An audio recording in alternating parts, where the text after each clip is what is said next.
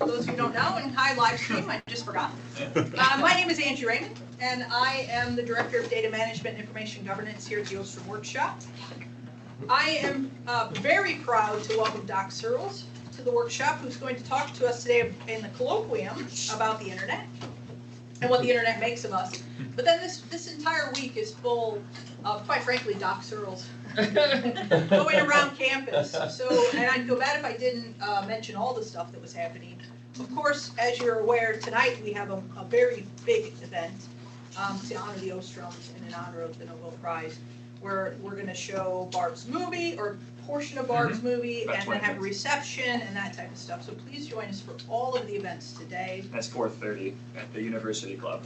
Thank you. And it goes till, well, the reception starts at 6, so 6 to 7. You can still stop by at any point, basically. Tomorrow, And we have a thing here this afternoon too, right? then we have a thing here today as From well. 2 o'clock to 4 o'clock. So it's a come for a Nobel cookie, all right? At least that. Come for the cookie. Like we'll cheers Len with the cookie, and then we'll head over to the Union next. It's just literally occurred to me that Scott and I's theme should be cookies, not. Apparently. Maybe we'll fruit in January when we switch over. Fruit. And so then Tuesday, Doc is also speaking to the media school. Starts at 4 in the Commons Room, and I'm sure they'd be happy to have people attend as well. Commons Room, that's the Franklin Hall. Oh, Commons Room in the Franklin Hall. That's Sorry, the main my big brain. room in the main floor. Of course it is. And then Wednesday is our memorial lecture, and again, Dr. Rose is our guest. Seeing a theme here. On Thursday, CARC is hosting an event as well, which is Nick, whose last name I'm going to forget, speaking also about the internet and fairness. And He's from the head of Yale. Yale's Information From Security Yale. Project. Doc's going to go over there to that as well, so we're going to have this big interactive event, and then I'm capturing Doc on Thursday afternoon to speak to my honors students, for those of you who better be watching, to have a private session, because we found that oftentimes students won't speak up when there's a lot of faculty in rooms. So I'm asking my honors students to attend some of these events and then giving them the opportunity to talk to the Searls, as well as some podcasts and all kinds of stuff. So we're going to keep Doc busy this whole week. So hopefully you've noticed at the end of his article was Doc's introduction, but in all fairness, this introduction is the most humble introduction I've ever read for someone who is as well known as Doc. I personally became a sort of a fan, hope not to embarrass you, when I read the Blue Train Manifesto. It seems like a very, very long time ago, and then happened to be sitting in a room and said, "Oh my God, are you Doc Searls?" and from there, we've just sort of all bonded, I think, across time. So I'll give you the intro, of course, but hopefully you all had a chance to see the Blue Train Manifesto, the intention economy, where when customers take charge, which of course is right in my bailiwick as well. He's at the Harvard Berkman Klein Center. He's a well-known author. Name a publication. If he hasn't published in it, it's probably because it's in some strange foreign language, quite honestly. He is prolific in writing. There are a lot in English. Yeah, fair enough. And so hopefully you've enjoyed his article like I did. As we've done now for a while with the Colloquium, we give the author a bit of an opportunity to give us an intro. I am going to keep you honest to 15 minutes, because us academics are usually not honest. I'll take less. And then we're going to open it up for discussion for the rest of the time. So thank you, and thank you for joining us. Thank you. Who has not read this? as Trevor. You're nodding. You've not read it. No, I read it. Oh, you have read it. Who has read it then? Who's read it? Yeah. Pretty well. A lot of you here. So there's I have a photo in the front of this. It's there's something I do on subways in New York. We live in New York as well as California. And when I'm in a subway and everybody on the subway is doing this, or they have it in their pocket in their jacket and not with us, I will take my rectangle and do what I call rectangle bingo. I'll take a panoramic shot of the whole subway car and of everybody doing this. There's a state change that has happened here. We are not the same as we were before we had these. You know, even if you go back 20 or 30 years, most of us didn't have the rectangles that are in front of us now. Our either engagement or distraction machines, which are the the accessories to ourselves. And there are two sides to this. There are two things that are going on here. One is that we are becoming digital. We're not just physical animals, which we've been for the duration. We're digital ones as well, because we're extended into the digital realm. We live there as well as here.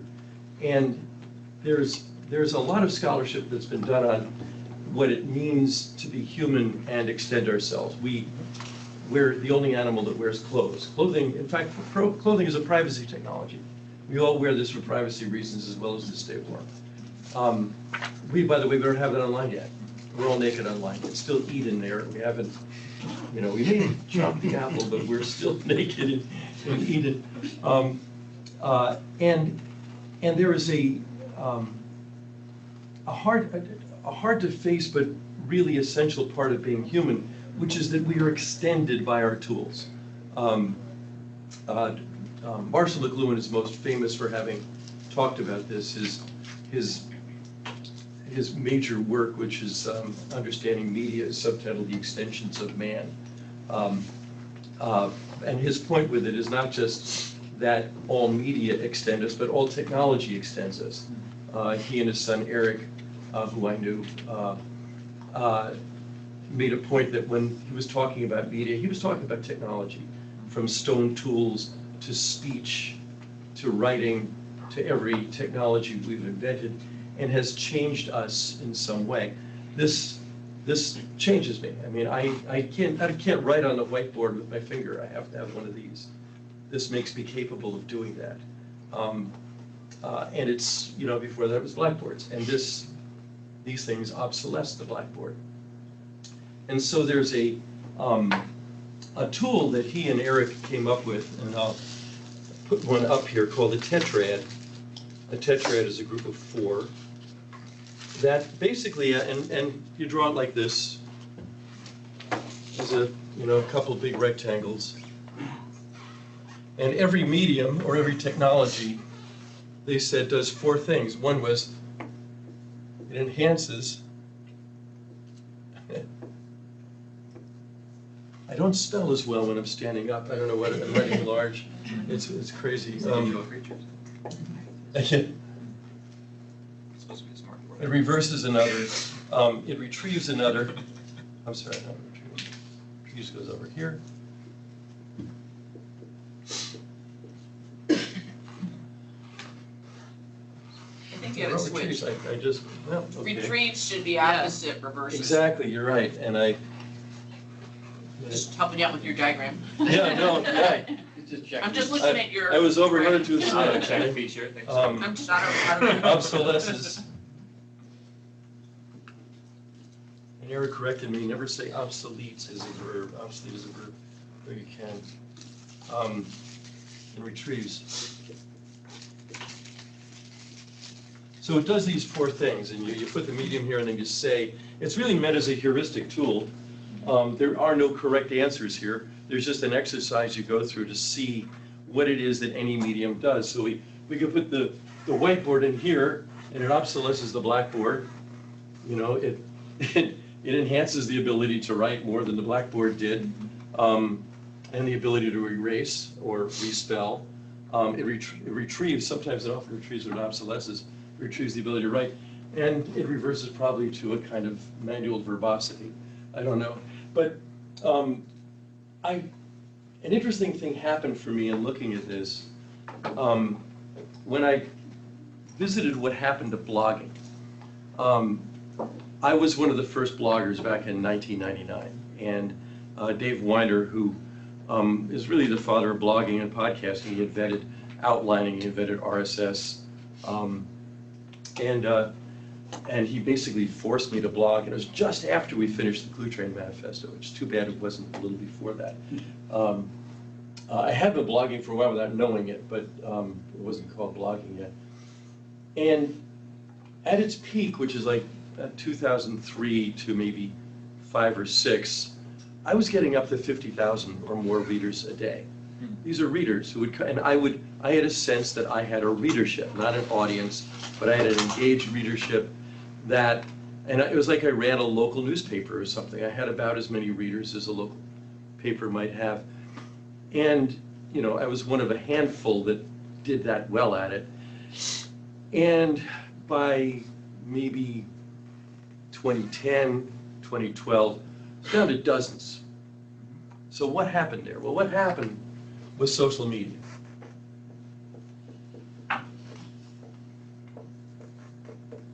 In particular, of course, Facebook and Twitter. I became active on Twitter as well because you kind of had to. I still am. I tweeted this webcast for here just before it came, so hi folks if you're on. You know, I have 25,000 followers on Twitter, which is like having, like a parking space has 20,000 cars, right? Because those how many pass in a day, and it engages like 12, right? That's sort of what having a follower on Twitter is like. So what it does is, you know, it enhances conviviality, which is sort of a very general term for being social. I think it retrieves gossip. If you've read Yuval Noah Harari's book, Sapiens, he says that, and who knows, I mean, he says that gossip is an essential part of being human. That's what, and it was, we probably needed to know, you know, which tribe members were dishonest, which ones the good hunters or gatherers, whatever they were.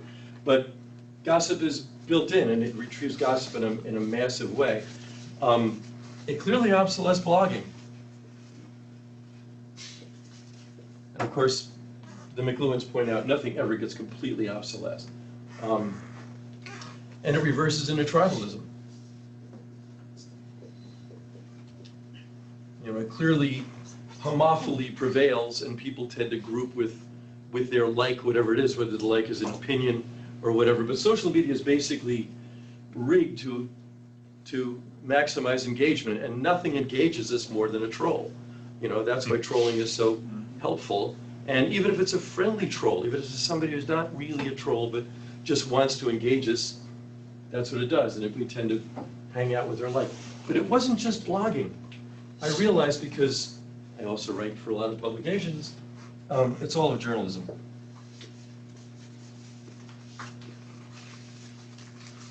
And this is one of the things we'll be talking about in one of the other gatherings later this week. To me, this is, I mean, it's bigger than blogging. Journalism itself is in a world of hurt right now. And I say this as a journalist. I think an awful lot of what journalism is about, finding the truth, digging down, investigating, it's too easy to see a lot of it sort of sucked away by social media right now. And, you know, if journalism is made in some ways to engage people, there are better methods for doing that if that's all you're trying to do today. Journalism also has another problem. I don't think I visited this paper, but maybe I did, which is the story. So on about day 2 of my career as a journalist, I was at a newspaper in New Jersey. I was like 22 years old. I was fresh out of college. I'd already lost my first job running a retail operation at a department store because I sucked at it. What would I know? I was 21 years old. But the first job I had as a paid journalist, I learned that all journalism is about stories, and all stories are about 3 things. You have a character. It could be the ball team, it could be a political party, it could be the bad guy, it could be the Boston Strangler, it could be anything, as long as they were a character. You could characterize them in some way. You had a conflict or a problem that causes a conflict. This is what keeps you turning the pages. This is what keeps you engaged from time to time. And you have movement toward a resolution. Doesn't mean you ever get there. Soap operas famously never do get to a conclusion. But they keep you interested every week because you start investing yourself in a character, and it's all about small problems between people, but at least there's some kind of movement. If it's a sports story, and let's say you're at the game, and you're caring about your team, and your team is up or down by 50 points, and there's 3 minutes left, your problem is getting out of the parking lot. Which, so, and then again, you have movement toward a resolution. Well, journalism, in fact, cares only about this. That has been a problem from the start. And I think we have the Academy in part as an alternative to that, because an awful lot of research that we do doesn't fit this particular format. But we need it real bad right now, because in this world, it's all about character, and it's all about whatever the current problem is, which are self-replacing on an almost moment-to-moment basis. But there's always this sort of Brownian movement towards something or other. And I think what's happened here is that the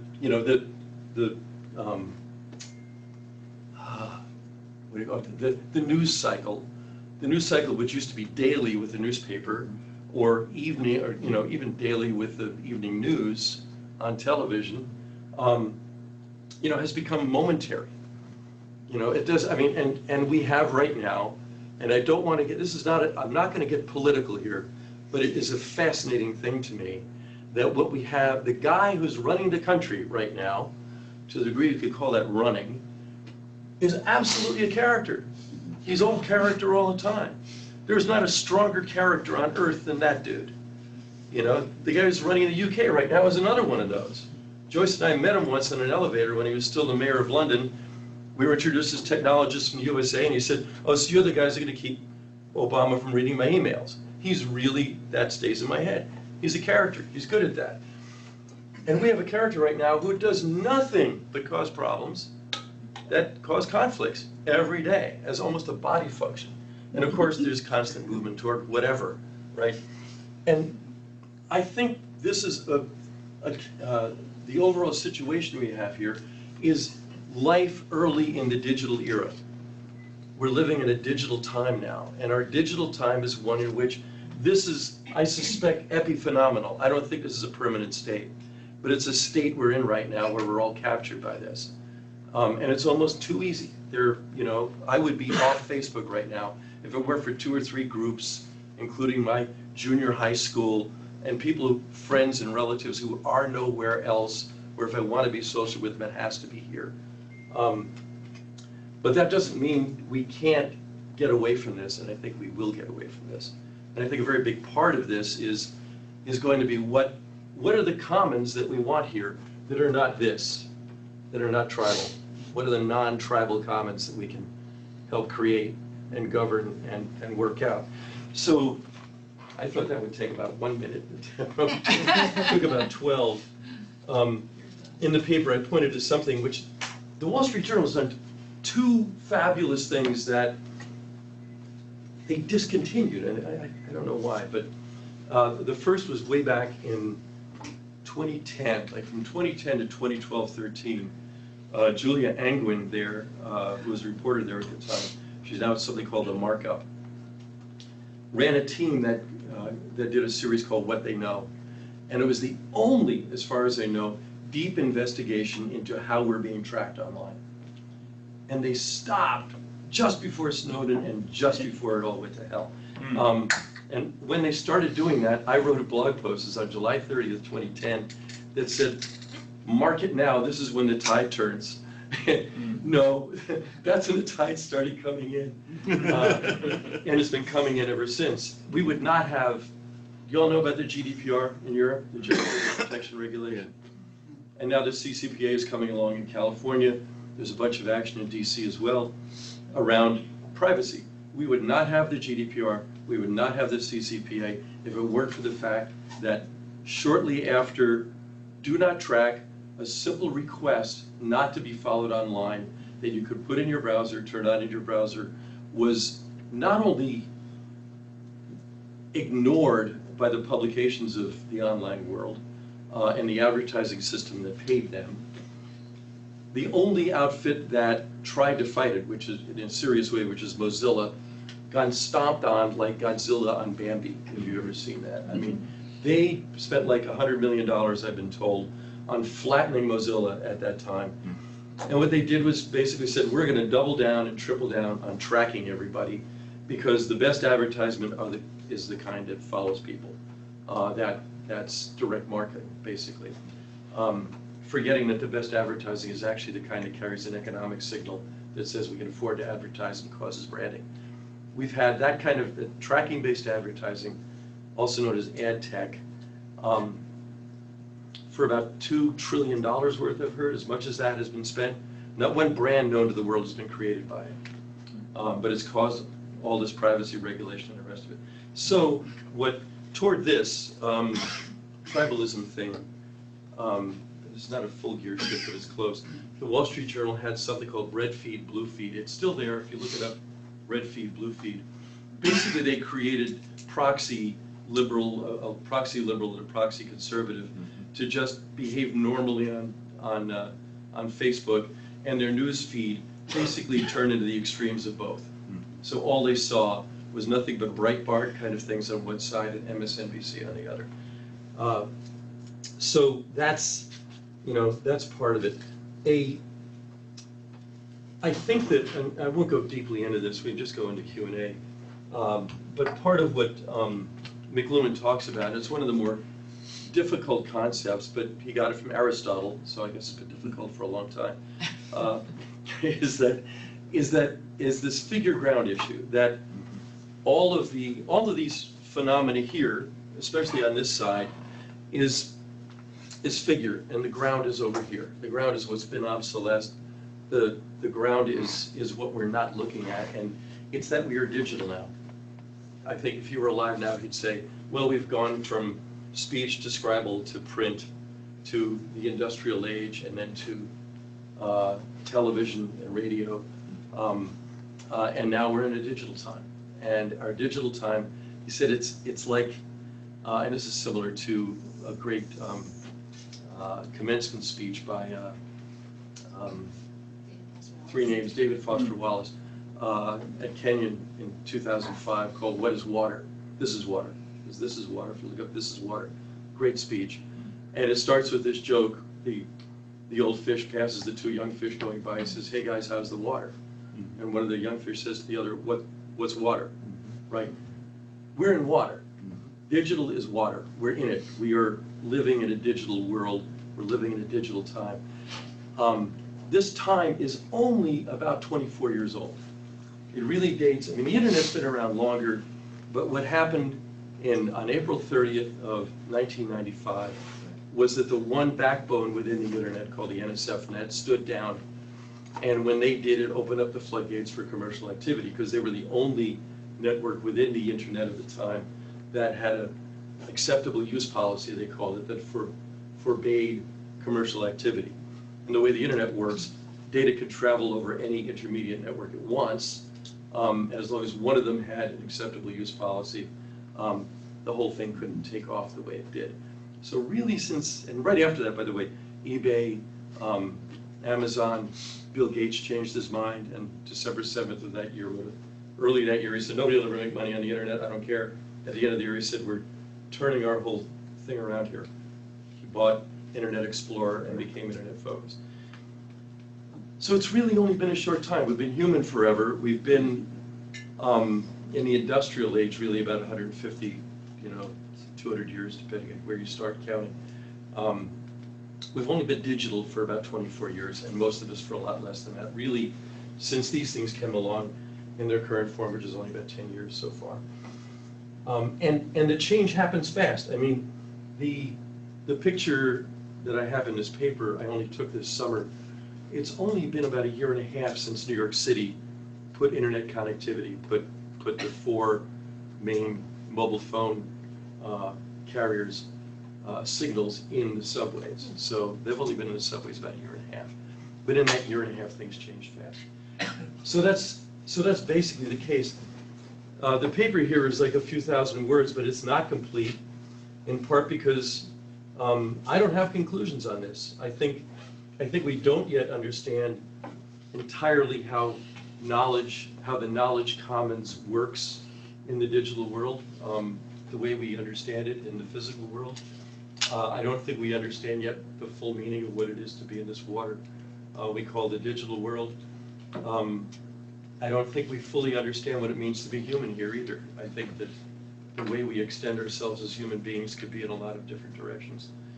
And I don't have a conclusion, because I don't think we can have a conclusion yet, but I do think there's an enormous role for the academy and institutions such as this one in a world where, frankly, journalism is failing us. And I think it's failing us by design. I think it isn't surviving very well in a purely digital environment where social media is stripping its gears, and all of us have the capacity to report. And maybe one of the answers is all of us should learn the ethics of journalism. Ethics is on the rise right now as an issue. This has been noted by a number of people, but I think it really is. Agency is on the rise. The term, I had to put a whole chapter in the intention economy on agency. I had a chapter on the commons as well. But I felt like there needed to be one devoted to agency, because I felt like personal agency was to some extent in trouble, in spite of the fact that all of us have a lot more of it than ever. And you say the word agency and people mostly know what you're talking about, at least in intellectual circles. So that's on the rise, ethics, agency, I think the commons too. I think we need to understand that. So here you go. Questions? Yes? Lot of provocative ideas. 50 years ago, Alvin Toffler writes Future Shock, where he could not possibly have anticipated the internet and the rise of this technology. There were hints, but he didn't really address that specifically. He was more concerned about the ability of human beings to absorb and make sense of change. And there's a sense in which this makes contagion of ideas much faster than, I mean, you blink and it's around the world very, very quickly before you even have a chance to catch up on just what the idea of the day was. 2 days ago, there's already 2 or 3 more ideas that have displaced the previous one, and so we're always scrambling, all of us, to keep up, with the change. I wonder, is the sensation of change now, and the acceleration of change now, creating a blur where we sort of lost our grounds, a sense of reality that anchors us somewhere? I mean, I can see, our fundamental values under assault, being challenged from a number of different quarters, but I just wonder if the rate of change actually isn't one of the factors that is undermining our own sense of community and personhood. And if this is at least responsible for its acceleration, maybe not the ideas themselves, but I'm just thinking change itself has become a phenomenon that needs to be addressed in some fundamental way. I know people, there's one investor in particular whose whole thing has changed, like it's a great thing. I think he's even backing off on that at this point, because all our gears are weirdly stripped, if gears even work. There's Toffler, I talked about a number of futurists. He basically created the term futurist. I mean, he was like the first futurist. I wonder if a historian is a pastist. But with Future Shock, which I think it was like the mid-70s. But there were a bunch then, John Nesbitt, Faith Popcorn. Nesbitt's stuff was remarkably prescient, actually, and carried up right about through the turn of the millennium. He was way ahead of his time. I think Toffler was too. What he couldn't anticipate, and I think nobody could anticipate, was what really, what happened when computing became truly personal. I mean, personal computing came along as a term in the 1970s, but really didn't take off until the early 80s, and mostly in business at that time, and among wealthier folks in general. And nobody anticipated the internet becoming what it did. There's the talk I'm going to give on Wednesday. I'm going to start out with, I'll ask this same question. Who here has seen Blade Runner? Most of us, okay. Do you know when it was set? It was released in 1982. You know what time in the future it was set? A few years ago.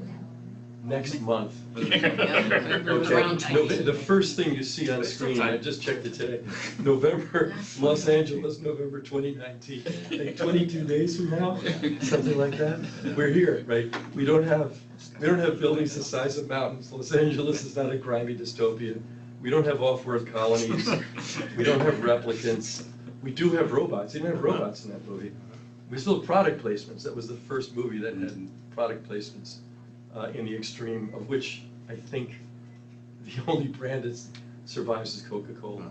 The rest are all gone. Or revitalizes some of the way. Lots of ads for tape, Maxell, TDK. Harrison Ford uses a phone booth, and his computer has a vacuum tube in it. He's looking at a vacuum tube. And there's no internet. But the internet, in a way, is more miraculous than any of that stuff, in that what it does is it puts all of us, and this is a metaphor from Joyce, at zero distance and no gravity from everybody else in the world. We are disembodied in here. We don't, and there's no distance. I mean, there's a little bit of cost, but we can ignore it. There's no more cost talking to next door than it is talking to Europe or South Africa.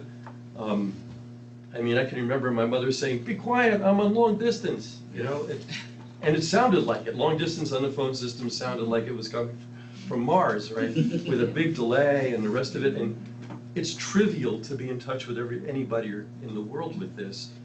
But none of the prepositions, I mean, English has like, a working portfolio of like 50 or 60 prepositions, most of which are positional, over, under, around, through, within, beside, under, the only ones that really apply are maybe with or within.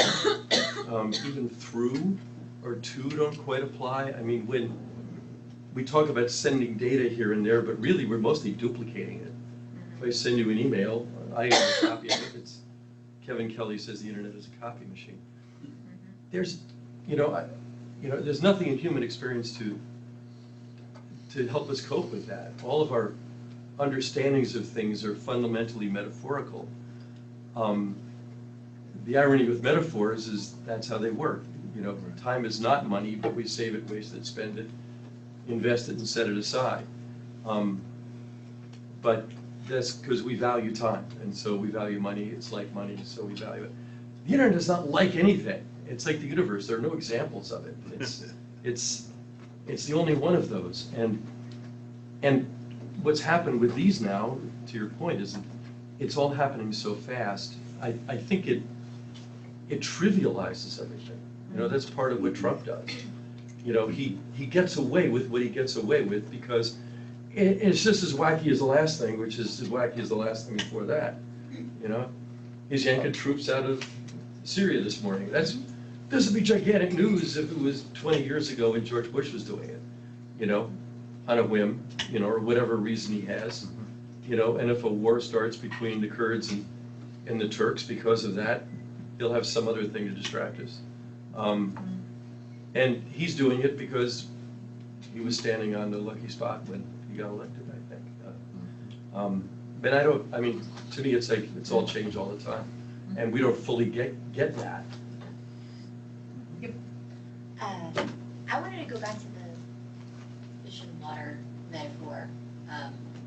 I share a love of that particular speech from David Foster Wallace, but I'm curious because the presumption about, the underlying assumption there, right, is that fish don't have anything to compare it to. Yeah, right. But Yeah, exactly. we have a bodied space that is separate from the digital world. And in some ways, maybe a lot of the faults come from directly making that comparison. But either way, we do have something to compare it to. So I just wanted to push on that a little bit more because there's a question of identifying the figure versus the ground, which I think is sort of a similar but slightly different context. It doesn't require that you have nothing to compare it to. It just requires that maybe one thing obsolesces the other under different circumstances. But I just wanted to push on this sort of fish and water question. It seems that we do have something to compare to. George Lakoff, who's kind of the father of the linguistic side of cognitive science, wrote Metaphors We Live By, plus a whole lot of books that are now in sort of the Democratic Party canon, even though they're about how the Republicans know what they're talking about, the Democrats don't. He points out that we are fundamentally embodied. We'll never stop being embodied. all of our basic metaphorical ways of knowing the world are embodied. We say good is light and good is up and dark is down, and bad is down, dark, because we're diurnal, upright walking animals. You know, and I think we have to stay there. I think that's, you know, that's where we live. I mean, we can't help living there. And in fact, I think, and maybe Joyce, you want to talk to this, that, I mean, one of the first things she said when we got the internet in a serious way in our house in 1995, and we're serious about it not only because I was writing for Linux Journal, which had a lot to do with that at the time, but her sister was one of the first employees at Netscape. She was the first controller for Netscape. She has many sisters, by the way, doing many things. She's the oldest of 8, so it's a big sisterhood there. But one of the first things she said was, the sweet spot of the internet is local. It's not the global thing, it's the local thing. And the reason is because we're local. We live here. You know, we're much more engaged here than we are with the seeing eye on the wall. This is real. So we are grounded in reality, whether we like it or not, and that reality is an embodied one. So I don't know if that answers your question or not. Well, I like, can I say something? Go for it. I like the I pushback. my cookie. I like the pushback on the fish joke, because it isn't, like metaphors, it isn't exactly right. But it does tell us, wow, this is how far we've come, that we so, you know, what Bob Frankson calls ambient connectivity. We just pick up our machines and we breathe this now. So it isn't really that we don't recognize that there's something else, but we're so enamored, it's the new thing, it's the shiny object. We're so enamored with that, we tend to forget the, you know, the more embodied parts. But what I meant when I first saw the internet and first saw like tiny, you know, the first earliest websites and all, was like, they were just so, there were no pictures. I mean, it was just lines of type, you know? And I thought, this replaces classified ads. Right away. What good is it that you know somebody in South Africa has a crib, but what if you 3 blocks away they have a crib to sell you? That's what I meant by the sweet spot is local. And I totally believe that we haven't gotten back to where it's going to help us, where it'll help us, you know, strengthen our democracy because we start acting locally, where it will help us think things through, restart the public conversation. It doesn't have to be all at that higher level. It really should be about what happens locally, because that's where people feel agency. And when they feel agency, they feel so much more empowered to have some of these discussions that are at the next level up. The decisions, this is, I think, a commons thing, that decisions that are made at a local level are so much more effective than things that come down from on high. And all you'll do is think about, you know, how to subvert what's on high, because humans are unbelievably creative. So you tell me what the rule is, I'll tell you how to get around it.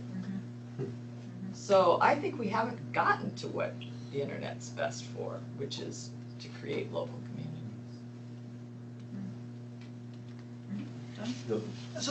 So this is really interesting, and I was wondering if you could put it into a larger context about kind of the degree of the technical innovation. I understand you're focusing more on kind of these devices and how they bring us so close together, but you know, it was only 66 years between Kitty Hawk and the moon landing. That seems like a huge distance to travel a very short amount of time, and you know, we've only gone from like, you know, AOL instant messaging to these phones in, you know, about half that period.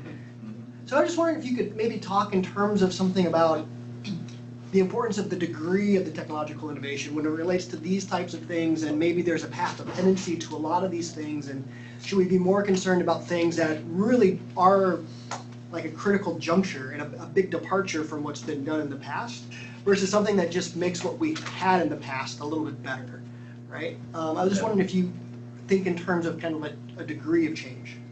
A couple of things there. One is that probably most of the big think or big writing on this right now is around AI and robotics and all that kind of stuff.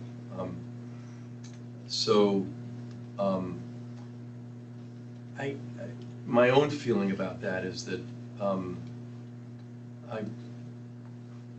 we have problems with it already. I mean, I think we have, it's interesting to me that, that what's happened with Google far more than Facebook, with search, is that we have, actually, this is McLuhan's one thing he said about computing back in 1980, not long before he died, is that it's all about memory. It's all about what he called perfect memory, exact and complete, that we can have perfect memory. And we're always outsourcing this, but when did Blade Runner come out? What was this? Who was in what when did what happen?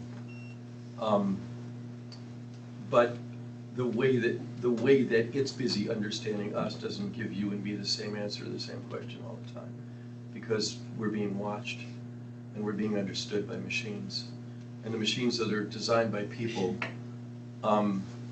you can't go anywhere inside of Google, I'm sure of this, and find out exactly how that algorithm works. It's designing itself to some degree. And already one of the interesting things to me about it, and I'm getting toward an answer for you here, is that right now it's forgetting the past. I put some Easter eggs in which are sort of some hidden things in some of my old blogs to see if Google finds them. It was a word from Mad Magazine a long time ago, Lurfmstrdl, LRFMSDRDL. And I can't find it now because I can't find it on Google. I don't have a perfect memory of what I wrote. Google's not finding it anymore. Used to find it. Used to think, oh yeah, it was on December 12, 2004. Gone. Because Google right now only cares about now. It doesn't care about then. It doesn't care about history as much as it used to.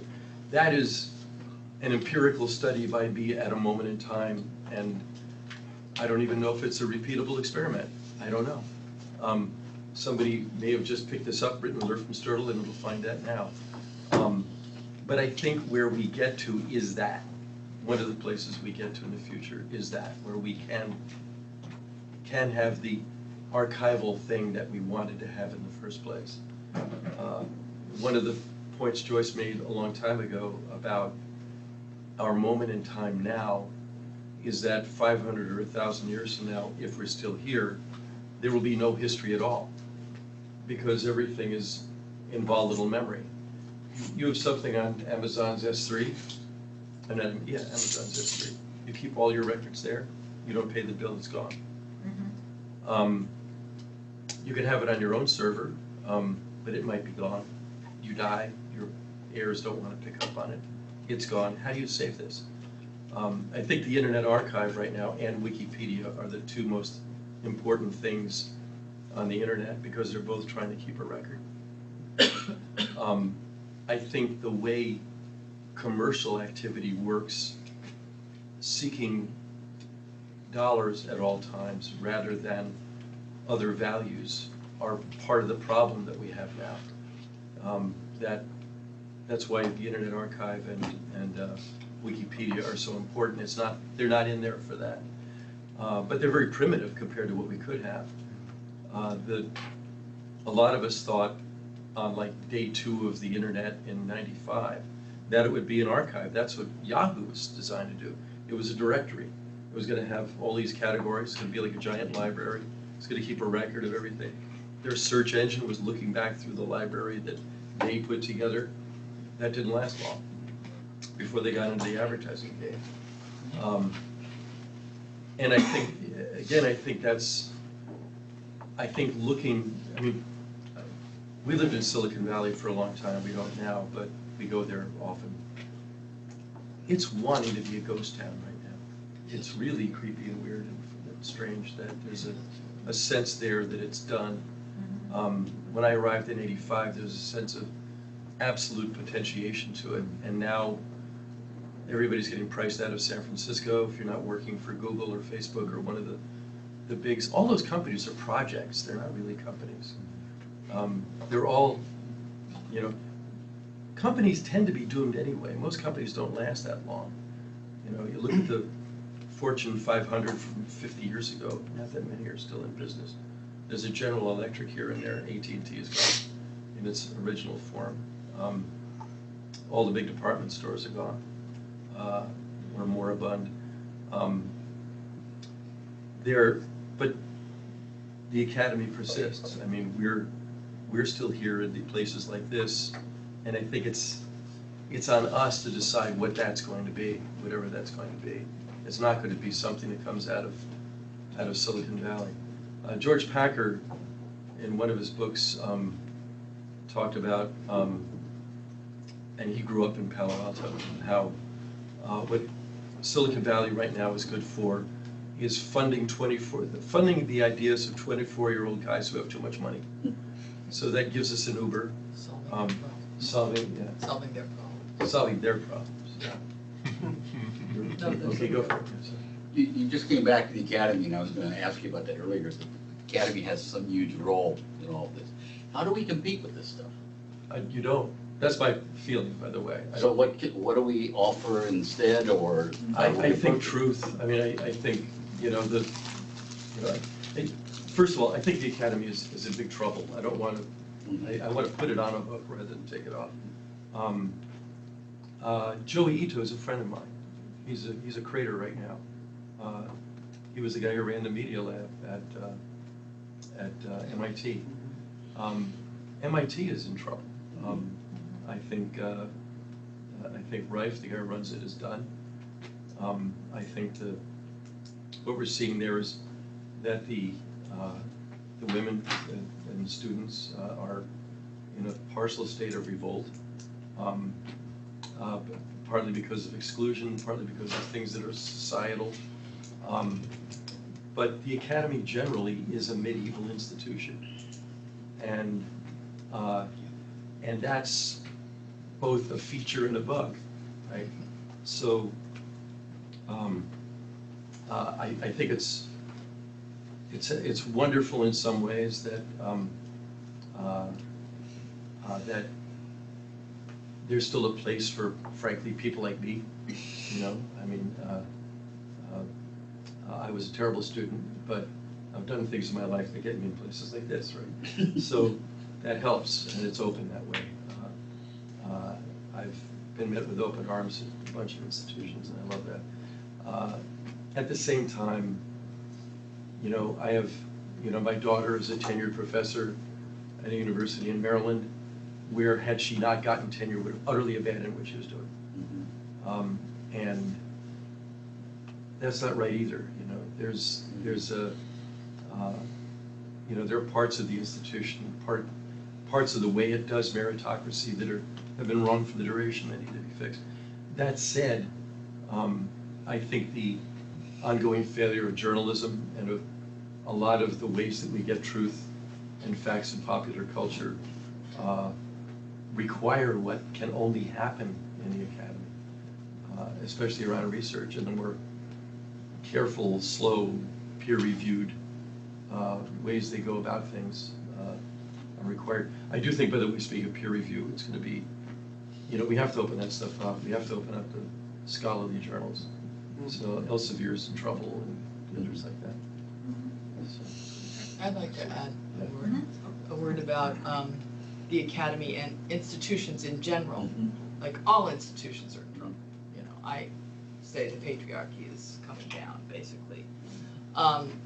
And this is a super scary time because of that.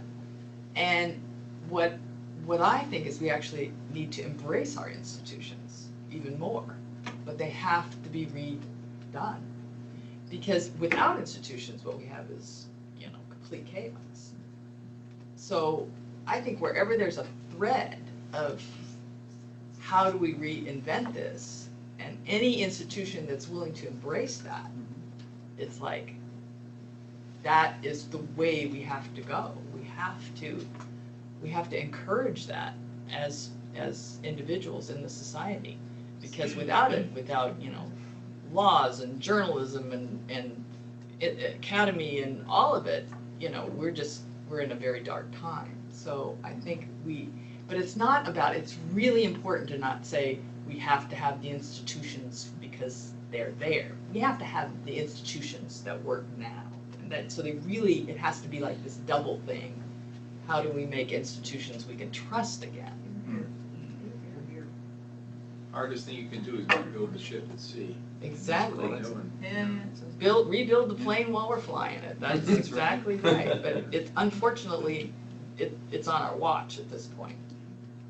Yeah, I really enjoyed this whole discussion, so thank you so much again, both of you. Just a few quick reactions. So one, about this reinventing academia, basically.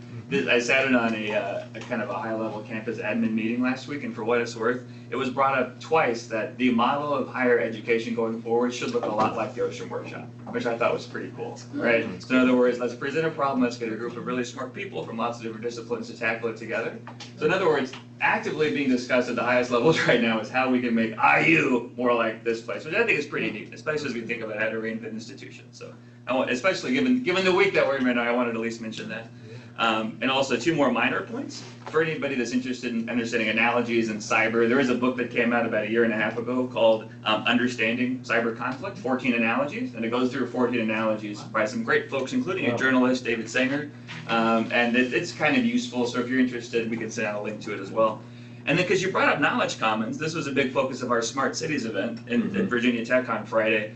So just if you're looking for frameworks, and Bill and Michael, others might have some ideas on this, but the last box of the governing knowledge commons framework is all about evaluations criteria and kind of outcomes. And Lynn listed like this whole set of different attributes that we can be thinking about, like redistributional equity and efficiency, accountability, sustainability, some of which might ring true with some of the issues you're thinking of. So if any of that might be useful, we can put together a little list and make it digestible for you. So yeah. What? Absolutely. Is Brett an author on that one too? Yeah. Yeah, no, Brett is. Yeah, and then there's the whole re-engineering humanity thing that I'm sure Brett would have a lot to say with your comments about augmented, augmented humans. Brett's part of my thinking here, so. Yeah. Yeah. One thing to keep in mind here is we've lost control of this. Nobody's in charge.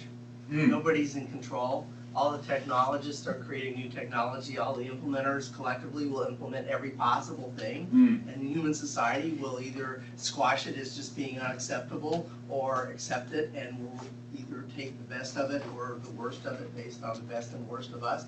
And then we're going to be in rooms like this reflecting on what happened over the last 10 years. But in no way are we going to change or control. Nobody's in charge. It's just going to happen. And it's scary, and the security part in particular is like you're basically totally doomed. There's no way to secure anything, and it's like sit back and enjoy the ride, folks, because there's nothing to be done about it, because anything we're doing is reflexive and too late. It's on to the next thing. That was like 2 years ago's problem. And that's the optimistic side of me. Well, there is an optimistic, a brief optimistic thing. One of the things that Joyce and I bonded over when we got together in 1990 was we were both reading at the time Rianne Eisler's The Chalice and the Blade, and her case is that we've been in what she calls the dominator era for 20,000 years, an era in which might makes right. Victors got the spoils, got to enslave the women and the children, they slaughtered all the guys, whatever it was. And into an era of what she calls the partnership era, where there are more positive sum outcomes from partnership than there are from domination. Domination tends to be a zero-sum thing. And I think again, if that comes to pass as an optimistic outcome, she was way ahead of her time. She wrote that in the 80s. But I tend to be an optimist about it. I think humans are not only very adaptable, they're very inventive, and I think that we're passing through a period when invention at all cost is coming to an end. There's a rule in technology that's just an observation on my part, but I think it's a rule, which is what can be done will be done with any new technology until you figure out what's wrong with it, and then you stop doing it. Like we invent nuclear power, we blow up a couple cities, say, let's not do that again. Mhm. Even if we threaten to do it, we're not gonna do it again, and we haven't. I think there are a whole lot of powers in digital technology that, in the long run, we're gonna go back to Isaac Asimov's rules of robotics that he wrote in the early 50s, you know, that no robot's gonna hurt a person, or, you know, hurt the environment, or fill in the blank. But I also know humans well enough to know we're gonna do some really stupid stuff too, so. So, I'm hoping that we've gotten around enough to the absurdist aspects of the internet to mention Vonnegut as a futurist. Oh, yeah. So. A great Hoosier. Yeah, so, I'd love to hear your thoughts on, the stuff that we couldn't have imagined that's happening that, to me, looks like domination, but it's the kind of the frog in the warming pot domination. Yeah. We don't seem to be paying attention to. China's social credit system comes to mind, for instance. Right. China's a really gigantic, awful special case. Another case of what can be done will be done. I mean, they're basically a Black Mirror episode made huge. There've been a lot of analogies to that. Yeah. But I've asked colleagues who live in China, they say, yeah, but nobody jaywalks anymore. Well, No, it's true. Yeah, That's no. what they say.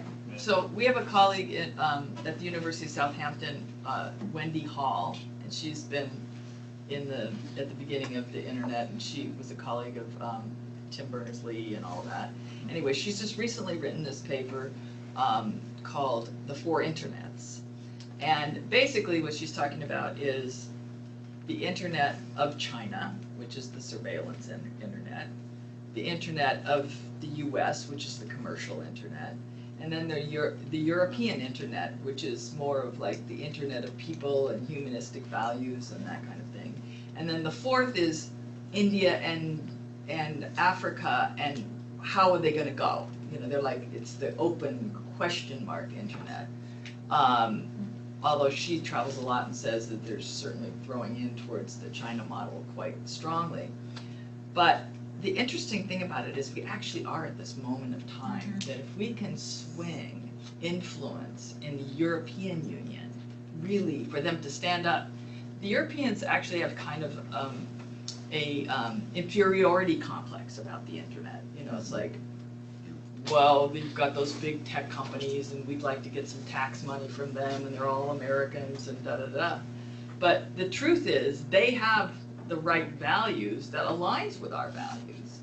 So that's what I see as in terms of practical next steps is that, and there's a lot of interest in the European Union as, I mean, Brexit aside, but about doing the right thing with the internet in terms of whether it's regulation or whether it's just a common language, so we're not common, you know, speaking language, but a common terms that are used to create the type of internet that we want, you know, around human rights, specifically around human rights. They're very focused on the SDGs and how to create that. So my vote is help Europe. Toward Vonnegut, it would be really great if he was around now. I would love to get his take on this. I'm sure he would imagine some crazy thing in the Even future worse. that resembles this. But one of my favorite lines from him was when he was asked by somebody what his philosophy was, he replied, "You know I'm an atheist, so I have to say, for God's sake, be kind." Yep. And I think that's, but I think that's partly, I think being kind works. There's in a way that working towards zero-sum outcomes does not. I mean, the overlords we have right now are ridiculous. I mean, look at Zuckerberg. He hasn't said a single sensible thing in a long time, but he runs this gigantic company. That happens somehow. You know, Trump, Johnson, so many leaders are making no sense right now, even though they're terribly interesting. but I think that that's kind of clearing the room for the work that does result in positive sum outcomes. I even think sum is maybe even the wrong way to look at it, because that's still very transactional. One of my favorite interactions many years ago, was in 2000, was with a Nigerian priest on an airplane, and he, I won't give you the whole story, but the meaningful part of it was where he talked about how we all have two different moral systems that are really incompatible, but we have them at the same time. One is the morality of exchange, it's bookkeeping. You know, it's the scales of justice. You pay for your crimes, you pay forward. It's all very transactional. And the other one is inherently generous. You said, you know, you don't do transactional morality with your spouse or your kids or with your friends. You're generally generous. And generosity does not necessarily look for a transactional outcome. It's looking for, or even a positive sum outcome. It's looking for betterment for everybody. It's for everybody involved. And I think we haven't yet found in our digital age the best way to be generous. I think a lot of us are. In fact, when we spread news that's good or useful information, that's a helpful thing. But I think that the morality of generosity is one that we're in a good position to start working on in ways that we haven't before, but we have the means. Are we there? Well, it just occurred to me that we actually have to do a walk. Otherwise, I was going to keep going with questions, but I can't. So, thank you very much. Thank you. Are we leaving from here? We will be. I forgot to mention one thing though. It is World Commons Week this Oh, week, right. if Oh, you weren't really? aware.